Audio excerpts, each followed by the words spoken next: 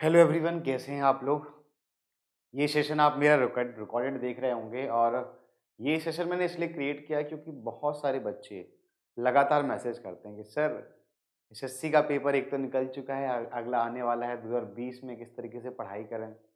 Sir क्या चीज़ें दिमाग में रखें, कौन सी बुक्स फॉलो करें।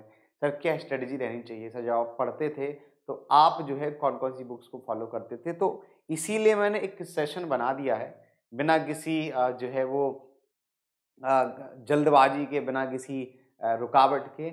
एक मैं सेशन रिकॉर्ड कर रहा हूँ जिसमें मैं सब कुछ बताऊँगा आपको। कौन-कौन सी बुक्स फ़ॉलो करनी है आपको, कौन-कौन से मोबाइल ऐप आपको डाउनलोड करने हैं, राइट? कौन से मॉक देने हैं आपको। इसके साथ-साथ में प्रीवियस पेपर कितने पुराने पढ़े जाएँ, करंट अफेयर को कैसे पढ़ा जाए, राइट? बुक्स में नोट्स कैसे बनाने हैं, ये सभी चीज़ें मैं आज आपके इस छोटे से सेशन में बताने वाला हूँ।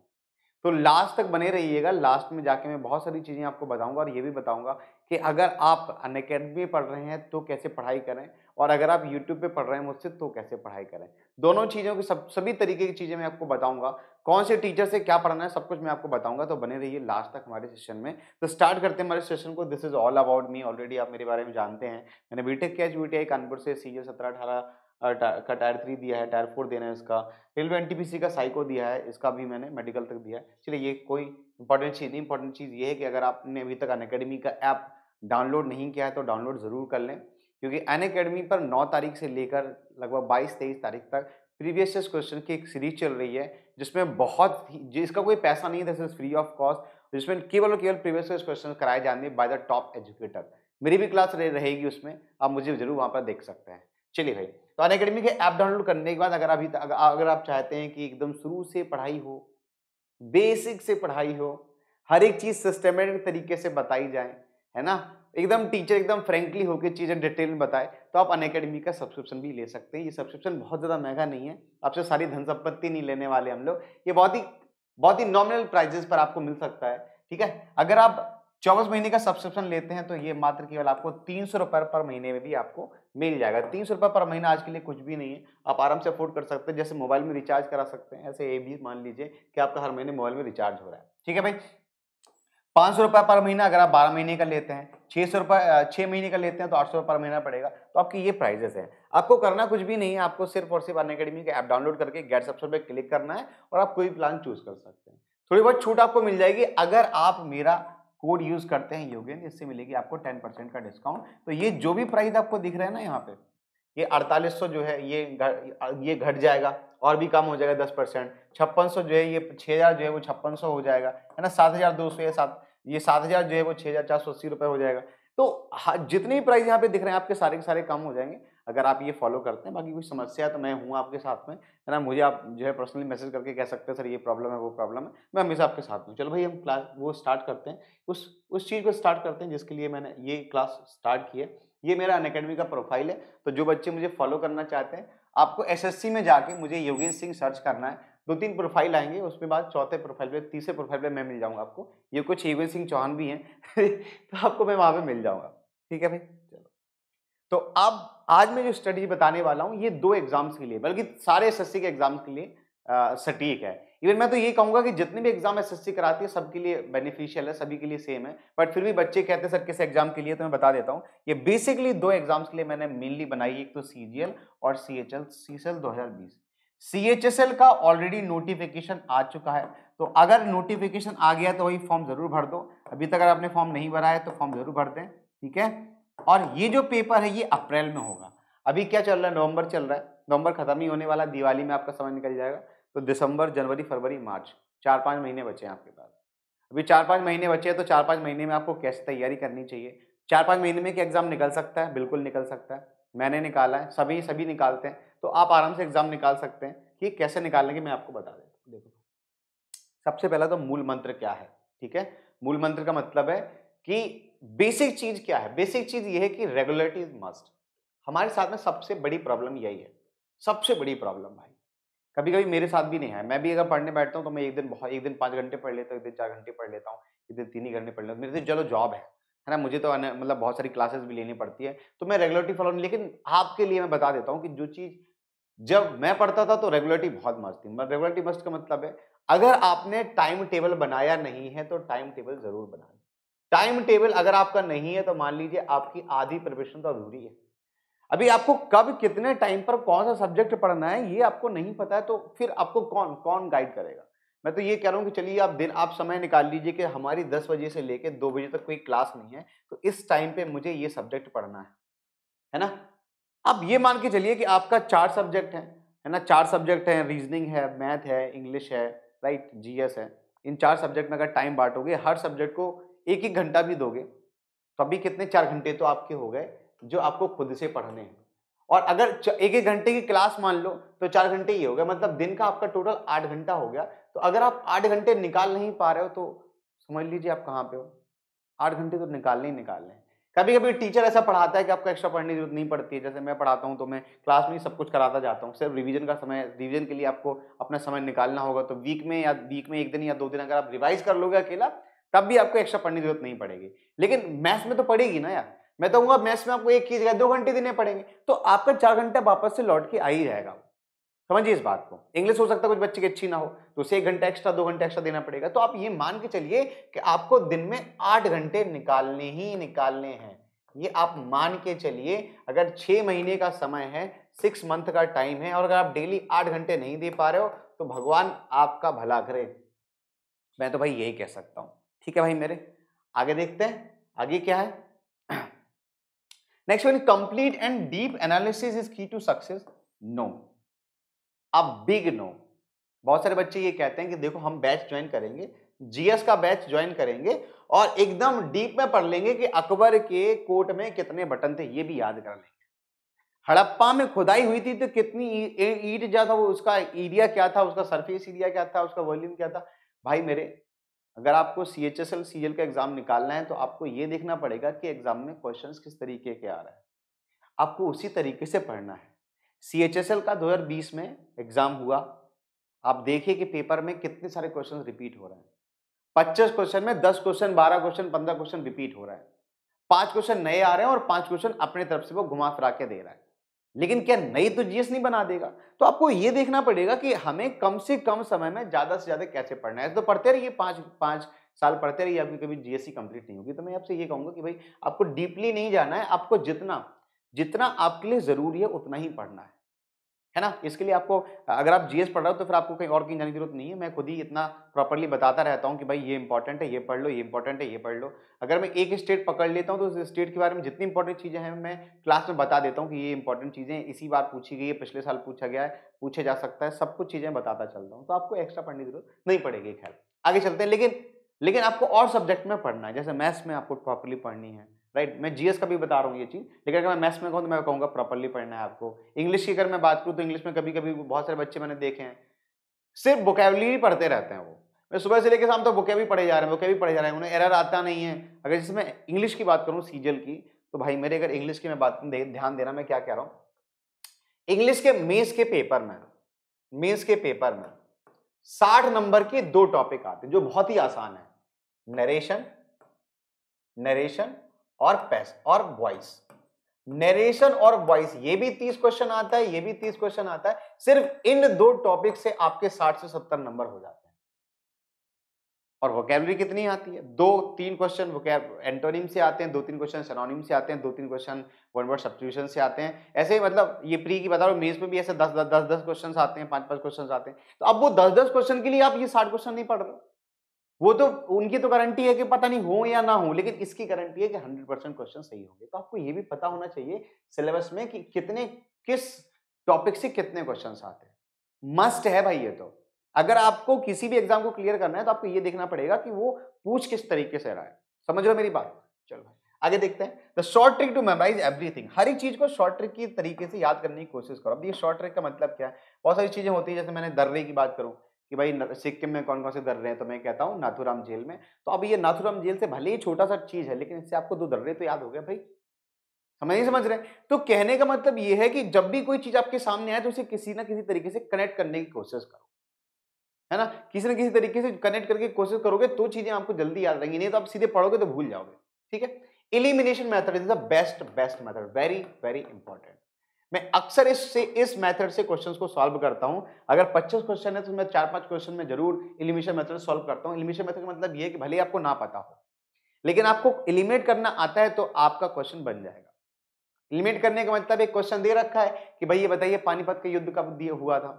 आपको थोड़ा सा आइडिया है कि भाई ये 1500 के आसपास हुआ था, तो ऑप्शन में देखो कौन सा ऑप्शन 1500 के आसपास है। 2 ऑप्शन तो ऐसे होंगे जो उसके आसपास ही नहीं होंगे, उन्हें सीधे सीधे हटा दो। 2 में ही रिस्क है ना। अगर आप इसमें भी तुक्का लगाओगे तो आपका 50% चांसेस है सही होने का, है ना। 50% चांसेस तब भी बन रहे हैं सही होने के, लेकिन आप सीधे वाइडली लगा दोगे तब तो 100% गलत हो जाएगा। तो कहने का मतलब ये है कि एलिमिनेशन मेथड बहुत बढ़िया मेथड है। अगर आप मेरी कभी क्लास देखोगे तो उसमें 1-2 क्वेश्चन मैं डेली कराता हूँ, तो एलिमिनेशन मेथड के लिए आप मेरी क्लास जरूर ज्वाइन करें 1-2, है ना। खासकर प्लस पे अनअकैडमी पर जो मेरी क्लास होती है उनको जरूर देखें, क्योंकि उसमें बहुत सारी चीजें मैं एलिमिनेशन मेथड से करता हूँ कि भले ही आपको नहीं आता तब भी आप सॉल्व कर सकते हैं। Less study and more revision is the key success. अगर मैं कहूँ कि बहुत सारे लोग ऐसे पढ़ते ज्यादा है, ये किताब भी पढ़ लो, वो किताब भी पढ़ लो, जब भी बुक स्टोर पे गए 4-5 किताब खरीद के लाए, पढ़ डाली, फिर उनको भूल गए। मैं आपको बता रहा हूँ कि आप क्या कर रहे हो, इधर से जैसे बचपन में मम्मी कहती ना, तू एक कान से सुनता है दूसरे कान से निकाल देता है, तो आपके दिमाग में भी सेम प्रोसेस हो रहा है। आपके दिमाग में इस तरह एक तरफ से जा रहा है, दूसरी तरफ से आप गायब हो जा रहा है। तो कहने का मतलब क्या है, मतलब ये है कि आप भले ही कम पढ़ो लेकिन रिवाइज प्रॉपरली करते चलो। हर चीज को रिवाइज करो। एक बार पढ़ा रिवाइज करो, 2 बार पढ़ा रिवाइज करो, 3 बार पढ़ा रिवाइज करो। समझ में आ रहा है कि नहीं आ रहा है? और रिवाइज आप तभी करोगे जब आप नोट्स बनाओगे। मैं बहुत सारे बच्चों को देखता हूँ अधिकतर पीडीएफ मांगते रहते हैं, सर इसकी पीडीएफ मिलेगी क्या? पीडीएफ से कभी रिवीजन नहीं होता है। रिवीजन तभी होता है जब आप अपने हाथ से लिखे हुए नोट्स बनाते हैं। और अगर आप अपने हाथ से लिखे हुए नोट्स नहीं बनाते तो मतलब आप दोबारा उसे रिवाइज नहीं करने वाले। आपने पीडीएफ लिया, डाउनलोड किया, अपने लैपटॉप में अपने फोन में रख लिया, कभी कभी मौका मिला तो देख लिया, अदरवाइज तो वो निकल गया। जरूर याद रखना। चलो next one is important subject. Subject कौन कौन से इंपॉर्टेंट है, तो मैंने आपको अरेंज कर दिया है कि पहले आपको कौन सा टॉपिक पढ़ना है, फिर आपको कौन सा टॉपिक पढ़ना है, फिर आपको कौन सा टॉपिक पढ़ना है। तो सबसे पहले आपको स्टैटिक जीके पढ़ना है। This is the most important topic जो आजकल पूछा जा रहा है। अभी स्टैटिक जीके का मतलब सबको छा गया। स्टेट का स्टैटिक, नृत्य कौन सा है वहां पे, त्योहार कौन सा मनाया जाता है, चीफ मिनिस्टर कौन है, गवर्नर कौन है, कौन सी योजना चलाई गई है, कौन सी योजना चलाई जानी है, कौन सी समिट्स होनी है ना। डब्ल्यूएचओ का हेडक्वार्टर कहाँ पे है, इसका हेडक्वार्टर कहाँ पे है, उसके डब्ल्यूएचओ के हेड का क्या नाम है, डायरेक्टर का क्या नाम है, ये सब कुछ स्टैटिक में आता है। स्टैटिक जीके से लगभग लगभग लगभग लगभग 7 से 8 क्वेश्चन बन रहा है। ये मैं बता रहा हूँ सीजीएल 2019 और सीएचएसएल, मतलब सीजीएल का 2019 का पेपर जो 2020 में हुआ था और सीएचएसएल का पेपर जो 2020 में हुआ था, उन दोनों के हिसाब से मैं बता रहा हूँ कि ये स्टैटिक जीके का मेजर पोर्शन जो अभी बन चुका है। समझ में आया? उसके बाद क्या पढ़ो, करंट अफेयर पढ़ो, बहुत इंपॉर्टेंट है। तो आपका ये भी थोड़ा कंप्लीट हो जाएगा, स्टैटिक जीके का पार्ट कंप्लीट होता जाएगा अगर आप करंट अफेयर पढ़ोगे। ठीक है, तो करंट अफेयर भी बहुत इंपॉर्टेंट है, स्टैटिक जीके और करंट अफेयर। तीसरे नंबर पर हिस्ट्री। अब हिस्ट्री क्वेश्चन फिर से दोबारा से वापस से पूछे जाने लगे हैं। सीएचएसएल में बहुत सारे क्वेश्चन मैंने देखे हैं कि लगातार हिस्ट्री क्वेश्चन बन रहे हैं, एंशिएंट हिस्ट्री से, मॉडर्न हिस्ट्री से क्वेश्चन बन रहे हैं, है ना। साइंस का पोर्शन जो पहले ज्यादा बन गया था अब थोड़ा कम हो गया है, तो हिस्ट्री ज्यादा पूछा जा रहा है। उसके बाद साइंस पढ़िए, भूलिए मत, वापस से आ सकता है, वापस से जंप करके साइंस पूछा जा सकता है। पॉलिटी, ज्योग्राफी और इकोनॉमी। इकोनॉमी क्वेश्चन काफी कम पूछे जाते हैं, एक क्वेश्चन बनता है, तो अगर आप इसे नहीं भी याद नहीं भी पढ़ेंगे तब भी आपका ऐसा नहीं कि आपको कोई प्रॉब्लम आने वाली है, तब भी आपका काम बन जाएगा। ठीक है, तो ये इसी अरेंजमेंट में आप इसे इनको पढ़ना है आपको, इसी अरेंजमेंट में static GK, current affair, history, science, polity, geography और इकोनॉमी। साइंस का मैंने जो बच्चे प्लस पे पढ़ते हैं उनके लिए बता देता हूँ कि साइंस का मैंने प्लस पे कोर्स बना दिया है, फिजिक्स का कोर्स बना दिया है, अभी केमिस्ट्री और बायोलॉजी कोर्स बना दूंगा, आप उसे देख सकते हैं। उतना पढ़ने के बाद आपको साइंस एक्स्ट्रा पढ़ने की जरूरत कभी नहीं पड़ेगी। ये मेरा चैलेंज है, ये मेरा वादा है। अगर एक भी क्वेश्चन उससे एक्स्ट्रा आ जाए, ज्यादा आ जाए, कम आ जाए, तो आप मुझे मैसेज कर देना कि सर ये क्वेश्चन आपके पढ़ाने के बाद नहीं बना है, मैं देख लूंगा उसको। ठीक है, लेकिन मेरा 100% श्योरिटी है कि ये कभी इससे नहीं जाएगा। ठीक है, चाहे रेलवे हो, चाहे वो एसएससी हो, चाहे यूपी ट्रिपल एससी हो, चाहे बिहार पीएससी हो, किसी भी एग्जाम की तैयारी कर रहे हैं तो साइंस के लिए आपको एक्स्ट्रा नहीं पढ़ना, वो मैंने पूरा कंप्लीट करा दिया। ठीक है भाई, okay. Next one, previous years questions और पेपर को हम कैसे पढ़ें, ये बहुत इंपॉर्टेंट है। बहुत सारे बच्चे ये पूछते रहते हैं सर प्रीवियस ईयर्स को किस तरीके से पढ़ा जाए, क्या स्ट्रेटजी रहनी चाहिए, किस तरीके से हम ज्यादा से ज्यादा मार्क्स ला सकते हैं प्रीवियस ईयर्स पढ़ के। तो मैं आपको बता देता हूँ कि कैसे आपको पढ़ना है। Previous question. सबसे पहली इंपॉर्टेंट चीज तो ये है कि अन अकेडमी के प्लेटफॉर्म पर एक प्रीवियस क्वेश्चन की सीरीज स्टार्ट हो रही है। ये 9 तारीख से स्टार्ट हुई है और ये लगभग 22 तारीख तक जाएगी। तो इस सीरीज को जरूर जरूर ज्वाइन करें, एनरोल जरूर करें। इसी इसी वीडियो के डिस्क्रिप्शन में उसका लिंक आपको मिल जाएगा। मेरी क्लास भी उसी उसी पर होगी। इसमें बहुत सारे एजुकेटर, जो बेस्ट एजुकेटर हैं अकेडमी के, वो सभी लोग मिलकर सीरीज को चला रहे हैं, जिसमें इंग्लिश भी होगी, मैथ भी होगी, जीएस भी होगी। आपके जीएस के बढ़िया एजुकेटर मिलेंगे आपको उसी पे, मैथ के एजुकेटर भी बहुत बढ़िया मिलेंगे। तो आपको एक आइडिया लग जाएगा कि कौन कौन से एजुकेटर अकेडमी पर बढ़िया परफॉर्म कर रहे हैं, बढ़िया पढ़ा रहे हैं, है ना। उस सीरीज में आप जरूर ज्वाइन करें। तो ये प्रीवियस क्वेश्चन की सीरीज है, लेकिन ये सीरीज तो चलो कुछ ही दिन चलेगी। मेरी अनअकैडमी पर जितनी भी स्पेशल क्लास हैं वो सारी की सारी प्रीवियस क्वेश्चन बेस्ड होती हैं। सारी प्रीवियस क्वेश्चन बेस्ड, आप कोई भी क्लास उठा के देख लीजिए स्पेशल पर, सारी प्रीवियस क्वेश्चन बेस्ड होती है। इसी में स्टैटिक भी कराता हूं, इसी में मैं करंट अफेयर भी कराता हूं। तो आप वहां पर जाके पढ़ सकते हैं। इसके अलावा कोई भी बुक ले सकते हैं, किरण की बुक ले सकते हैं, उसमें सारे प्रीवियस क्वेश्चन हैं, आपको सारे मिल जाएंगे, टॉपिक वाइज भी मिल जाएंगे, वो भी आप पढ़ सकते हैं, है ना। सारे क्वेश्चंस मिल जाएंगे आपको, ठीक है। इसके बाद एक क्लास मेरी होती है यूट्यूब पर, let's crack SSC and railway. इसमें भी प्रीवियस क्वेश्चन मिल जाते हैं। आप कितने साल पुराने पढ़ने हैं, तो आपको 2016 से लेकर 2020 के ही प्रीवियस क्वेश्चन पढ़ने हैं। 1999 के नहीं पढ़ने हैं, वो बहुत पुराने हो गए हैं, आउटडेटेड हो गए हैं, उनसे क्वेश्चन अब बनता भी नहीं है। वो बहुत ही आसान आसान क्वेश्चन पहले एसएससी पूछता था, अब एसएससी थोड़े अच्छे क्वेश्चन पूछने लगा है। तो आप पढ़ना कैसे स्टार्ट करेंगे? आप सबसे पहले प्रीवियस क्वेश्चन पढ़ेंगे 2020 के, फिर पढ़ेंगे 2019 के, फिर पढ़ेंगे 2018 के, फिर पढ़ेंगे 2017 के, ऐसे पढ़ते जाएंगे आप। तो अगर आपके लास्ट का 2016 2017 छूट भी जाता तो ये समस्या नहीं है, क्योंकि आपने 2020 के लेटेस्ट क्वेश्चन पढ़ रखे हैं। और एक और इंपॉर्टेंट चीज है कि आपके 5 क्वेश्चन तो ऐसे बनेंगे, हाँ, आपके 5 क्वेश्चन तो ऐसे बनेंगे जो आपको नहीं आएंगे, नहीं बनेंगे। वो उन 5 क्वेश्चन के पीछे नहीं भागना, आपको 20 क्वेश्चन के पीछे भागना है जो आपसे बन जाएंगे, ठीक है। क्योंकि मैंने बहुत सारे बच्चों को देखा है कि उनके 12-12 नंबर आए हैं, सारे सब्जेक्ट में बढ़िया नंबर है उनके। मैथ्स में उनके 40 नंबर हैं, इंग्लिश में उनके 40 नंबर हैं, ये ना रीजनिंग में उनके 38 नंबर है, 40 नंबर है, कुछ बच्चों के 45 नंबर है रीजनिंग में, लेकिन उनके जीएस में 12 नंबर है। क्यों? क्योंकि आपको बहुत आप लाइटली ले रहे हो उसको। आपको लग रहा है कि जीएस इतना वास्ट है, हम मैथ इंग्लिश पढ़ लेंगे, हमारा काम बन जाएगा। लेकिन भाई ये तो आपका नंबर खा गया भाई, अब तो हो ही नहीं सकता आपका, है ना। क्योंकि जब जब आप मेंस में जाओगे, जब आप फाइनल में जाओगे, तो वहां पे तो कट ऑफ बहुत ज्यादा जाता है। सिर्फ कट ऑफ पार करने से सिलेक्शन नहीं होना। ऐसा नहीं कि हम प्री का कट ऑफ पार कर लिए, मेंस का कर लिए, टायर 3 कर लिए, टायर 4 कर लिए, टाइपिंग भी कराए, अब तो हो ही जाएगा, तब भी नहीं होगा आपका। अगर आपका टाइपिंग करने के बाद जो कट ऑफ है उससे अगर 50 नंबर 60 नंबर ज्यादा है, तो आप मान के चलो कि आपको सबसे नीचे वाली पोस्ट मिलने वाली है, सबसे नीचे वाली पोस्ट। समझ में आ रहा है कि नहीं आ रहा है? तो इतना आसान नहीं है चीजें। आप सोच रहे हैं प्री हो गया, मेंस हो गया, टायर 3 हो गया, सब कुछ हो गया, अब तो लग जाएगी, आपको कोई समस्या नहीं है, ऐसा नहीं है, ठीक है। तो 2016 से 2020 तक के आपको सारे के सारे जो प्रीवियस है वो रट डालने हैं। Complete focus on previous shift paper during the paper, this is the most important thing. खासकर जो बच्चे मैथ की तैयारी कर रहे हैं, जो बच्चों को मैथ की प्रॉब्लम है, जब पेपर चल रहा है उसी टाइम पर आप हर शिफ्ट का एनालिसिस जरूर देखें। बहुत सारे अच्छे अच्छे टीचर हमारे सहयोगी हैं, बहुत सारे अच्छे अच्छे मेरे मित्र हैं जो पूरी शिफ्ट कराते हैं। मैं अप्रिशिएट करता हूँ, भले ही वो किसी भी चैनल पे पढ़ाते हो, कहीं भी पढ़ाते हो, इससे कोई फर्क नहीं पड़ता है, लेकिन बहुत बढ़िया कर रहे हैं। वो पूरे हर शिफ्ट 1 शिफ्ट 2 शिफ्ट 3 सारे क्वेश्चन डालते हैं मैथ के, बहुत ही बढ़िया लग रहा है। मैथ्स जीएस में मैंने भी कराया है, पूरा 75 क्वेश्चन कराया मैंने अनअकैडमी के प्लस पे, आप जाके देख सकते हो। तो उसी दिन कराया। तो ये सबसे ज्यादा फ्रूटफुल क्लास होती है, सबसे ज्यादा फ्रूटफुल क्लास होती है। क्योंकि होता क्या है कि जब एग्जामिनर पेपर सेट करता है, समझिए आप, जब एग्जामिनर पेपर सेट करता है तो एक ही टाइप के क्वेश्चंस अलग अलग शिफ्ट में डाल देता है। जैसे उसने एक शिफ्ट में डाला कि भाई राष्ट्रीय का जो राष्ट्रीय भारतीय राष्ट्रीय कांग्रेस थी, उसमें 1985 में अध्यक्षता किसने की थी। तो आपकी जितने अध्यक्ष ने फटाफट देख लो एक बार कि पहले अंग्रेजी अध्यक्ष कौन बने थे, सरोजिनी नायडू कौन से में थी, है ना, सुभाष चंद्र बोस ने किसमें इस्तीफा दिया था, महात्मा गांधी कौन से में थे। तो इससे क्या होगा कि वो डेफिनेटली पूछा जाना है, और ऐसा हुआ भी। आप सीएचएसएल के पेपर उठा के देख लीजिए, वहां पे सेम चीज हैपेंड भी हुई है, समझ रहे हैं। Right difficult question in a copy, जितने भी डिफिकल्ट क्वेश्चन है उन्हें आप एक कॉपी पे लिखते चलो। कभी कभी हम पढ़ते हैं, जैसे मान लीजिए 20 क्वेश्चन है, 20 क्वेश्चन अगर मैंने क्लास में कराए तो उसमें 10 क्वेश्चन ऐसे होंगे जो आपको बहुत आसान लगेंगे, 5 क्वेश्चन ऐसे होंगे जो आपको लगेगा कि ये क्वेश्चन बन सकते थे, और 5 क्वेश्चन ऐसे होंगे जो नए होंगे। जब भी आपको नया क्वेश्चन देखिए, उसे किसी एक छोटी सी डायरी बना लो, उसमें लिख लो कि भाई ये नया क्वेश्चन है, इसे मुझे याद रखना है, जब मैं पेपर देने जाऊंगा तो उसके 2 दिन पहले बैठ के ये जितने भी डिफिकल्ट क्वेश्चन है सारे मैं पढ़ लूंगा। ठीक है, चलो भाई आगे देखते हैं।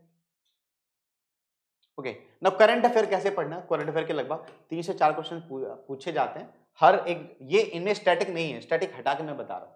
तो स्टैटिक के 7 से 8 क्वेश्चन और ये 3 से 4 क्वेश्चन, मतलब 50% जो पेपर है आपका स्टैटिक और करंट अफेयर से आ जा रहा है, ये आप मान के चलो। ठीक है भाई, तो करंट अफेयर के 3 से 4 क्वेश्चन बनते हैं। अब ये कितना पुराना करंट अफेयर पढ़ना है, तो 5 से 6 मंथ पुराना पढ़ना है। लेकिन हुआ ये भी है कि सीएचएसएल में देखा गया है कि एक एक साल पुराना भी पूछा गया, वो इसलिए पूछा गया कि बीच में लॉकडाउन लग गया था। लेकिन जनरली 5 से 6 महीने पुराना करंट अफेयर पूछा जाता है। तो जब आपका पेपर आएगा अप्रैल में, सीएचएसएल का पेपर जो अप्रैल में होगा या सीजीएल का पेपर जो अप्रैल मई में होगा, वो भी 5 से 6 महीने पुराना ही पूछा जाएगा। तो आपको अभी से पढ़ना स्टार्ट कर देना। ठीक है भाई, इसके लिए यूट्यूब चैनल बहुत सारे हैं, अनअकैडमी के बहुत सारे यूट्यूब चैनल है, बहुत बढ़िया-बढ़िया पढ़ा रहे हैं वो। अंकित सर हैं हमारे, अंकित अवस्थी सर, बहुत ही अमेजिंग करंट अफेयर पढ़ाते हैं वो, है ना? इसके साथ-साथ में कृति मैम है, बहुत बढ़िया पढ़ाती हैं। बहुत सारे टीचर ऐसे हैं जो करंट अफेयर अच्छा पढ़ा रहे हैं एंड नो डाउट वो बढ़िया कर रहे हैं। और अनअकैडमी बहुत सारे चैनल आपको ऐसे मिल जाएंगे जहाँ पे करंट अफेयर अच्छा पढ़ा जा रहा है।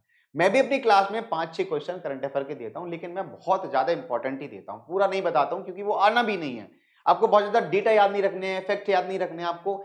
अगर मैं पूरे महीने की बात करूं तो पूरे महीने में केवल 100 करंट अफेयर ऐसे होते हैं जो इंपॉर्टेंट होते हैं एक महीने में। ध्यान देना, जो बहुत इंपॉर्टेंट चीज है। एक महीने में मुश्किल से 100 करंट अफेयर ऐसे होते हैं जो इंपॉर्टेंट होते हैं, बाकी सब डेटा वाले होते हैं, फैक्चुअल वाले होते हैं, उनकी कोई लॉजिक नहीं होता उनका। तो अगर मैं 6 महीने की बात करूं तो ये 600 करंट अफेयर हो गया।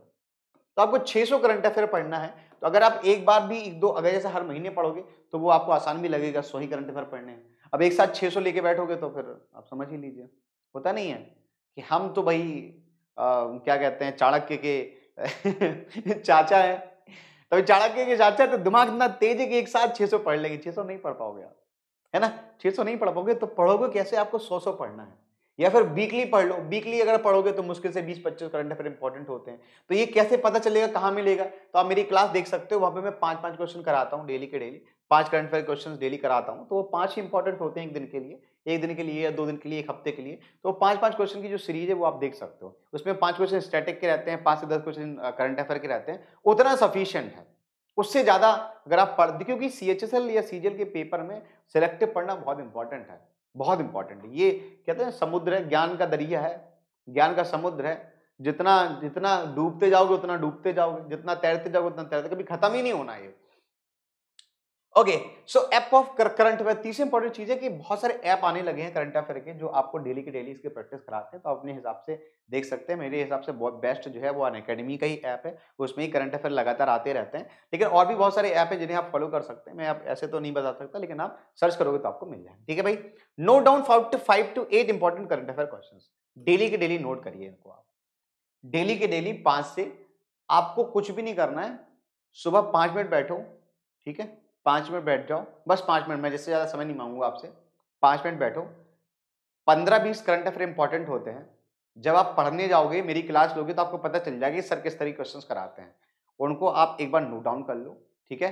5 से 10 क्वेश्चन नोट डाउन कर लो, बस उतना ही बहुत इंपॉर्टेंट है। बस। ये आपकी जो जो आपकी डायरी बन रही है ना, यही आपकी पूँजी, जमा पूँजी है जो एग्ज़ाम में काम आने वाली है।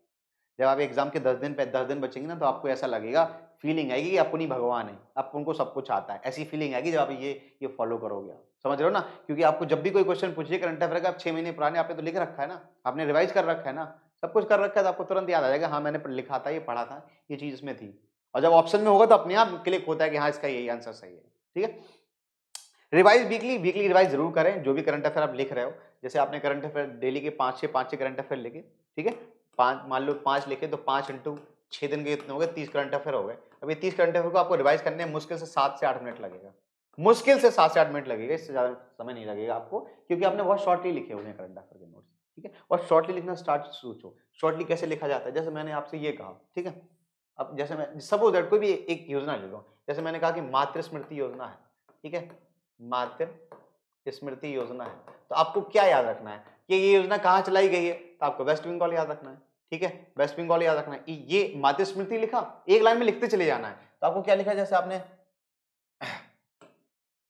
आपने लिखा मातृ स्मृति योजना, ठीक है। तो आप यहाँ पे क्या करो, WB लिख दो। अब WB से तो पता ही है वेस्ट बंगाल में योजना है, अभी आपके 2 वर्ड ही हुए, लेकिन ये योजना पूरी आपने लिख ली है। इसके बाद उसमें क्या 10 लाख दिए जा रहे हैं, 5 लाख दिए जा रहे हैं, तो यहाँ पे 10 लाख लिख दो। किसको दिए जा रहे हैं, किसको दिए जा रहे हैं, वो लिख दो यहाँ पे। तो कहने का मतलब एक ही लाइन में आपकी पूरी की पूरी करंट अफेयर कंप्लीट हो गई, समझे। तो इस तरीके से अगर आप करंट अफेयर नोट डाउन करोगे तो आपको एक ही पेज में सब कुछ हो जाएगा भाई, ठीक है, एक ही पेज में सब कुछ हो जाएगा। एक मिनट भाई, ठीक है। Next one is revise weekly, हो गया। आगे चलते हैं, next part is important books. बहुत इंपॉर्टेंट, ये तो बहुत बच्चे पूछते हैं और मैं बता बता के थक भी गया हूं कि कौन कौन सी बुक्स पढ़नी है आपको, ठीक है। कौन कौन सी बुक पढ़ी जाए ताकि आपका एग्जाम में कम से कम समय में ज्यादा से ज्यादा प्रॉफिट हो। लाभ, हर कोई लाभ देखता है, हर कोई बढ़िया बनता है। दैट्स नॉट द कास्टियस मार्क, नहीं है, दैट्स द प्रोफेशन की बात हो रही है, ठीक है। तो अगर मैं बात करूं कि इंपॉर्टेंट बुक्स कौन कौन सी हैं, तो सबसे पहली इंपॉर्टेंट बुक है आपके नोट्स। मैं लगातार बोलता आ रहा हूं कि अगर आप नोट्स नहीं बनाओगे तो आप बहुत बड़ी अपॉर्चुनिटी मिस कर रहे हो। Notes is most most important thing जो आपको पढ़ने हैं, ठीक है, जो आपको पढ़ने हैं, जो आपके ही नोट्स बनाएंगे। नोट्स कैसे बनाएंगे ऑलरेडी मैं बता चुका हूं कि आपको हर सब्जेक्ट के नोट्स बनाने हैं, प्रीवियस क्वेश्चंस के नोट्स बनाने हैं, अलग अलग करके बना लो कि हिस्ट्री में ये चीजें इंपॉर्टेंट है, पॉलिटी में ये चीज इंपॉर्टेंट है, इसमें ये चीज इंपॉर्टेंट है, ठीक है। Next one is Lucent. Lucent की बुक इंपॉर्टेंट है, बहुत ही शॉर्टली अगर आपको पढ़ना है, आपने बिल्कुल जिस नहीं पढ़ी है तो लूसेंट से स्टार्ट करो, है ना। एक बार गो थ्रू चले जाओ पूरा का पूरा। छोटी पतली सी बुक होती है, कम से कम समय में ज्यादा प्रॉफिट देती है। तो ऑलरेडी एक लूसेंट एक अच्छी बुक है। प्रीवियस क्वेश्चन के लिए किरण एक अच्छी बुक मान सकते हैं, बहुत ही बढ़िया क्वेश्चन है, कि पब्लिक ये भी अच्छी बुक है। तो ये सारी बुक्स हैं जो आप इन्हें फॉलो कर सकते हैं। मैं तो बहुत सारी, लेकिन आपके लिए इतना बड़ा मैं आप ज्यादा बुक्स नहीं बताऊंगा, मैं आपको एक ही 2 बुक्स बताऊंगा जो इंपॉर्टेंट है, ठीक है। तो लूसेंट आप ले सकते हैं, किरण ले सकते हैं, रुक्मणी पब्लिकेशन की बुक भी सही है। Never follow multiple books. अब ये मैं क्यों लिखा है, मैंने जानबूझ के लिखा है, क्योंकि होता क्या है कि कभी कभी बहुत सारी बुक्स पढ़ते हैं, पूरा बंडल बना लिया हमने, ताकि मैं फोटो डाल सकूं कि मैं एसएससी की तैयारी कर रहा हूँ, या आईएएस की तैयारी कर रहा हूँ, या पीएसएस की तैयारी कर रहा हूँ। देखो इतनी सारी बुक्स से मैं पढ़ता हूँ। तो देखो यार, आप ये फेसबुक पे स्टेटस लगाने के लिए, व्हाट्सएप पे स्टेटस लगाने के लिए तो ठीक है, लेकिन पढ़ने के लिए ठीक नहीं है। जब आप बहुत ज्यादा एक ही सब्जेक्ट की 5-6 से ज्यादा बुक्स फॉलो करते हो तो आपको कुछ भी याद नहीं रहता है। लेकिन जब आप एक ही बुक फॉलो करते हो तो आपको बहुत कुछ याद होता है। एक एक बुक है मेरे पास, मैं लगभग 3-4 साल से, इंग्लिश की बुक है, मैं नाम तो नहीं बता सकता, एक इंग्लिश की बुक है, लगातार मैं फॉलो कर रहा हूँ उसको, लगातार मैं वो पढ़ता रहता हूँ, है ना, लगातार मैं पढ़ता रहता हूँ। तो वो ये जो बुक है ना, ये जब आप लगातार पढ़ते हो तो आपको जल्दी रिवाइज होती है वो चीजें, जल्दी आपके दिमाग में आती है, मैं पढ़ चुका हूँ। तो एक बार, 2 बार, 3 बार, 4 बार, 5 बार में पता क्या होता है, सिर्फ पेज पलटने होते हैं। अच्छा हाँ, ये पढ़ा है, ये पढ़ा है, ये पढ़ा है, ये क्वेश्चन आता है मुझे, ये क्वेश्चन आता है, इसमें राम था, इसमें श्याम था, सब याद रहता है। तो बहुत सारी बुक फॉलो ना करो, दो कुछ ही इंपॉर्टेंट बुक्स फॉलो करो। The role of mock test, this is very very important. मुझे लगता है कि सब बच्चों को पता भी है। बहुत सारे बच्चे ऐसे हैं जो है मॉक टेस्ट नहीं दे पाते हैं। मैंने भी बहुत सारे ऐसे एग्जाम दिए, कभी बिना मॉक टेस्ट दे के चला गया। तो आप जानते हो कि रिजल्ट क्या आने वाला है। तो अगर आप मॉक टेस्ट नहीं दे रहा हो तो आप में से लिखवा के ले लो कि रिजल्ट आपका अच्छा नहीं आने वाला है, ठीक है। मोस्ट मोस्ट इंपॉर्टेंट है सिलेक्शन ऑफ मॉक टेस्ट। कैसे मॉक टेस्ट को सिलेक्ट करें, जहां पे ज्यादा भीड़ है, जहां पे ज्यादा बच्चे पार्टिसिपेट कर रहे हैं, वहीं पे मॉक दीजिए, तो क्योंकि आपकी एक्चुअल रैंक आएगी। अनअकैडमी के मॉक टेस्ट काफ़ी ज़्यादा प्रिसाइज हैं, काफ़ी ज़्यादा सिलेक्टेड हैं, काफ़ी ज़्यादा इन्वेस्टमेंट हुआ है, उनमें पैसा लगा है, बहुत ही अच्छे तरीके से इन लोगों ने बना रखा है। और क्वेश्चंस बहुत ही एक, कभी-कभी मैं बहुत सारे मॉक ऐसा देखता हूँ कि क्वेश्चन ऐसा पूछ लिया, कैट के क्वेश्चन, कैट का डाल दिया उसमें क्वेश्चन, मैट का क्वेश्चन डाल दिया, जेड का क्वेश्चन डाल दिया, उधर आईआईटी क्वेश्चन डाल दिया।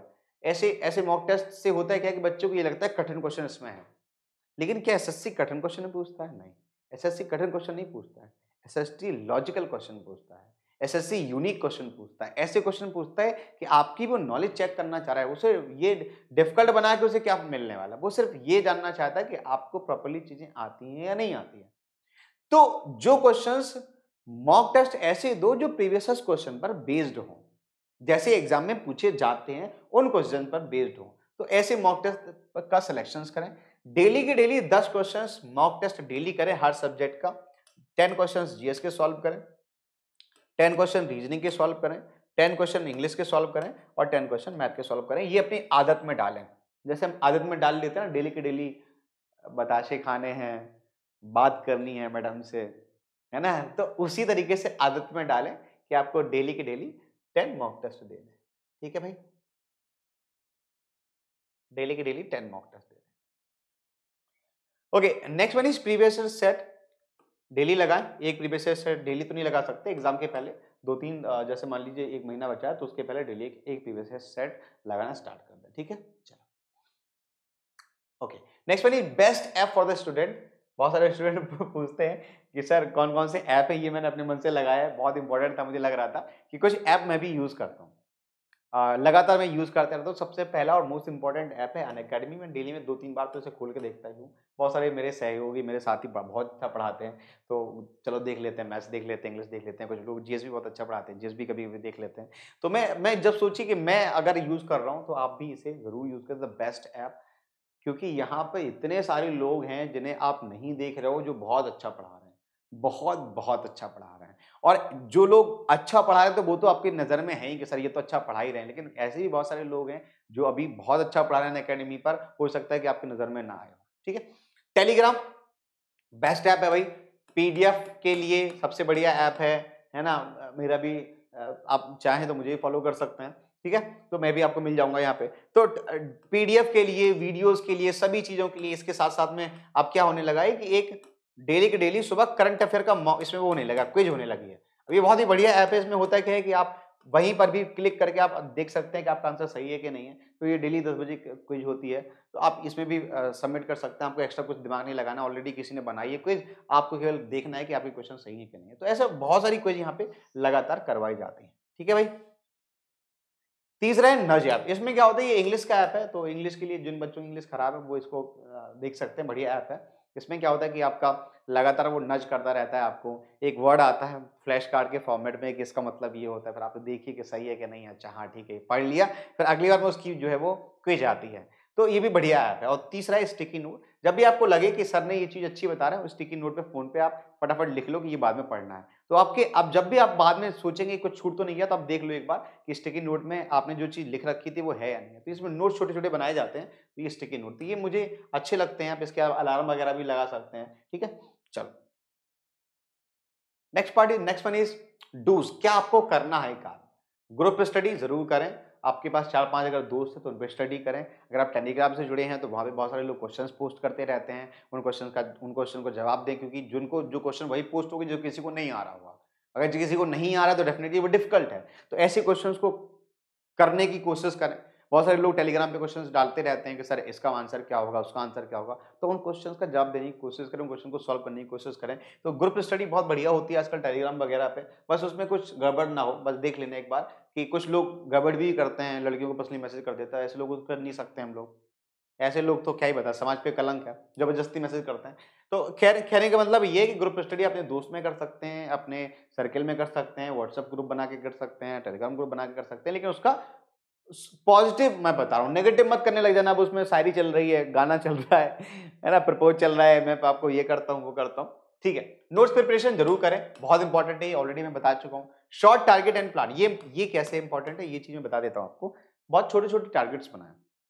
छोटे छोटे टारगेट का मतलब समझ रहे हो, जैसे मैंने आपका ये कहा कि आज है 7 नवंबर या 8 नवंबर या 10 नवंबर, या मैं कहता हूँ आज है 14 नवंबर, ठीक है, दिवाली का दिन है। और 14 नवंबर के दिन मुझे पटाखे भी चलाने हैं, घर में मिठाई भी खानी है। तो मैं पूरे दिन तो बिजी रहूंगा, लेकिन फिर भी मैं पढ़ाई के लिए टाइम निकालूंगा। मैं क्या करूंगा, 2 घंटे का टाइम निकालूंगा, 2 आवर का टाइम निकालूंगा। और इस 2 आवर के टाइम में मैं जितने भी मेंसुरेशन के फॉर्मूले हैं उन्हें रिवाइज करूंगा। अभी देखो, ये आप छोटा गोल बनाया आपने, ये आपने एकदम छोटा सा गोल बनाया, लेकिन इसे आप कर सकते हैं अचीव। तो अपने टारगेट्स छोटे छोटे बनाएं कि हमें ये इतना पढ़ना है। ये टारगेट ना बनाए कि नवंबर में मुझे मैथ पूरी पढ़नी है। समझिए आप, आपने टारगेट बनाया कि नवंबर में आपको पूरी मैथ पढ़नी है। अब नवंबर में कब पढ़नी है, किस टाइम पे पढ़नी है, कैसे पढ़नी है, ये तो आपको कुछ आइडिया नहीं, बस आपने बना लिया प्लान कि हाँ नवंबर में मुझे मैथ पढ़नी है। तो ये इस तरह के प्लान्स कभी सक्सेसफुल नहीं होते, इस तरह के प्लान सक्सेसफुल हो जाते हैं भाई, ठीक है। एक मिनट।